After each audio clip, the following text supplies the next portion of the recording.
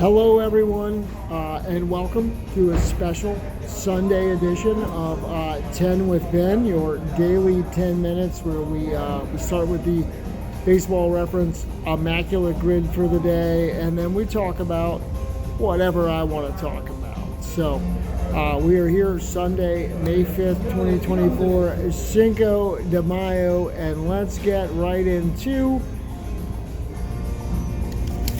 the Immaculate Grid. Today's grid, I'll give you a look at that whole thing there. We've got a player that played for the Blue Jays and Yankees, the Blue Jays and the Diamondbacks, a player that played third base for a minimum of one game for the Blue Jays. The Giants and the Yankees, the Giants and the Diamondbacks played a minimum of third base for one game for the Giants. And the final grid, a 30-homer season for the Yankees. For the Diamondbacks, and a player that played third base for a minimum of one game and hit 30 homers. So let's get right into this. We will start here in the top corner with the Blue Jays and Yankees. I'm going to go with a highly underrated outfielder who had a shorter career, which might be why he's underrated. From the 1980s, Jesse Barfield. 4% of the people thought the same thing that I did. Blue Jays and the Diamondbacks. Lyle Overbay.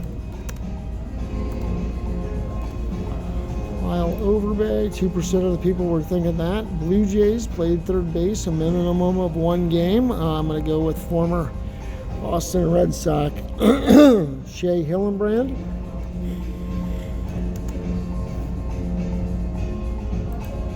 .7 of the people thought that. Okay, a player who played for the Giants and the Yankees. I am going to go with I think another criminally underrated outfielder from the 1980s. I'm going to go with Chili Davis. 1% of the people were thinking the same thing. Giants and Diamondbacks. We'll go with former Red Sox and Marlin, Cody Ross. I think he played for the Diamondbacks. I know he played for the Giants. Yes, and 0.7% of the people were thinking the same thing.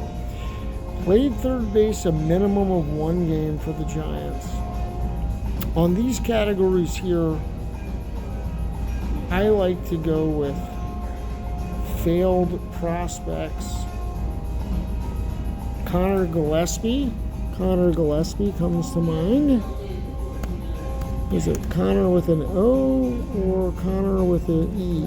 Looks like an E. Connor. No. How do you spell it? Gil.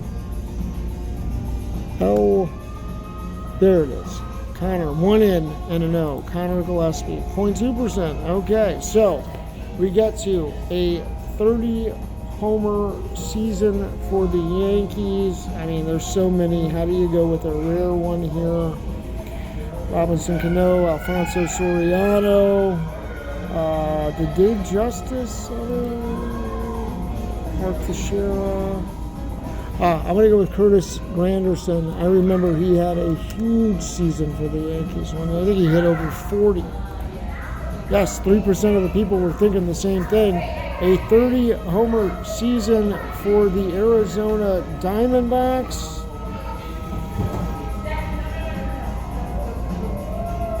I mean, Luis Gonzalez. I'm going to come back to that one. A 30-homer season, played third base for a minimum of one game. I'm going to go with Kelly Gruber, who was actually who I was thinking for a different category here, but I'm going to go with Kelly Gruber. Okay. 30-homer season. You know what? I'm going to go with Troy Glaus.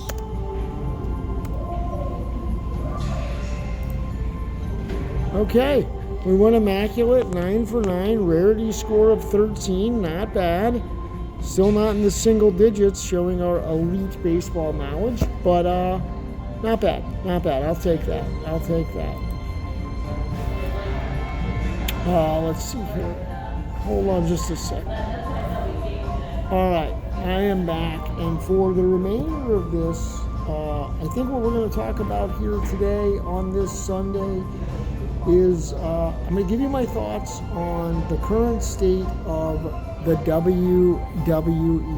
Yesterday, they had their first pay-per-view since WrestleMania, Backlash in France, so it was like a 1 p.m. Eastern start time here in the United States. They're in a tough spot, I think, the WWE. So what you had yesterday was, a collection of matches that weren't anything spectacular, right? They opened it with Kevin Owens and Randy Orton teaming up to take on the new bloodline of Solo Sikoa and Tama Tonga, who was introduced to the WWE after WrestleMania as part of this ongoing bloodline story, a lengthy career in New Japan Pro Wrestling. The son of former WWE wrestler Haku, who by all accounts is the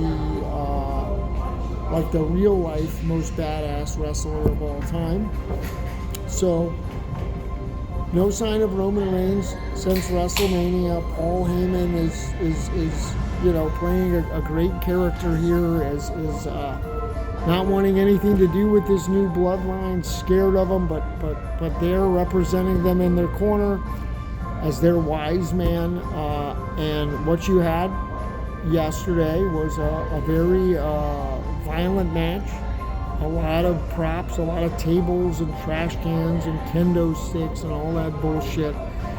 And in the end, the babyface team of Kevin Owens and Randy Orton lost because Tama Tonga's brother, I don't remember what his name is, came out and surprised everybody, making his WWE debut to interfere with the match and get the win there. So what it feels like they're doing is they are setting up a bloodline versus bloodline match down the road here.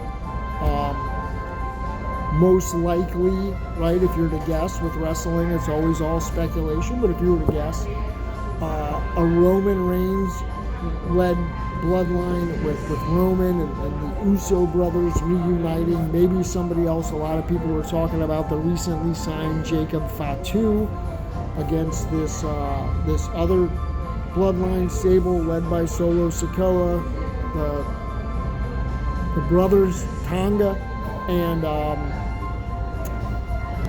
I don't know who they add to that stable, but there's some things going on there, and we'll see how it works out.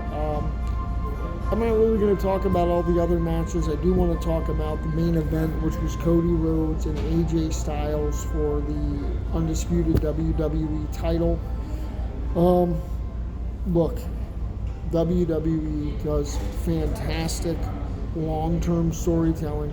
They give you the payoff, right? We went through the last 2 WrestleManias with Cody Rhodes needing to finish his story, winning that undisputed title that his father never won, beating Roman Reigns, a championship reign of over 1,100 days. And that's great, but now that Cody has the title, they don't really have any interesting direction to take it, right?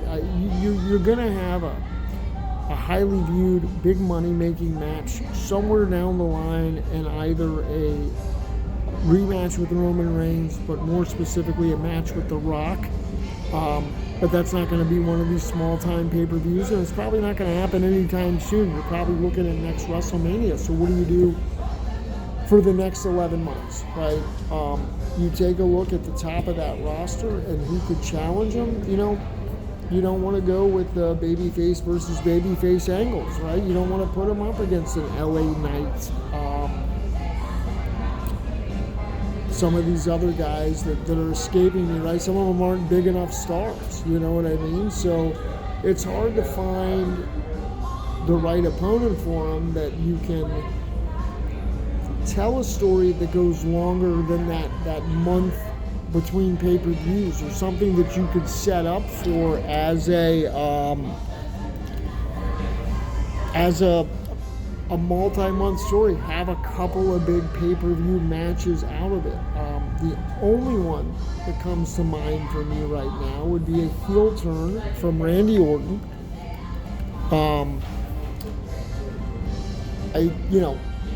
Randy was out for almost 2 years with the back surgery.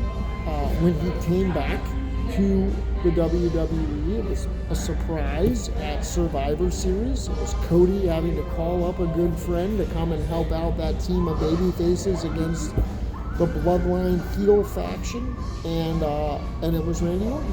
And we were told that we were led to believe, both of them, second and third generation superstars, both of them with famous fathers in pro wrestling, that these two, around the same age, grew up together in the business and are really, really good friends. Randy Orton is always over, but heel Randy Orton is the best work that he does. So I think that in order to keep us interested and keep Cody's title run from getting stale, which is what's going to happen when you're giving him AJ Styles type opponents to defend this title against. And look, there are some other guys, Drew McIntyre, CM Punk, but those guys are doing their own thing against each other, both of them dealing with injuries, which is kind of how we got here anyway. So I think the move that WWE Creative needs to make is to turn Orton heel, get him and Cody into something for a few months until we can start to heat up this Bloodline stuff with Cody, culminating with most likely a match with The Rock in next year's WrestleMania. So we went a little long today on a Sunday, which we don't normally do these. So thanks for sticking around and watching. We'll be back tomorrow with another fresh Immaculate Grid and whatever I feel like talking about. Thanks for watching Tim with Ben.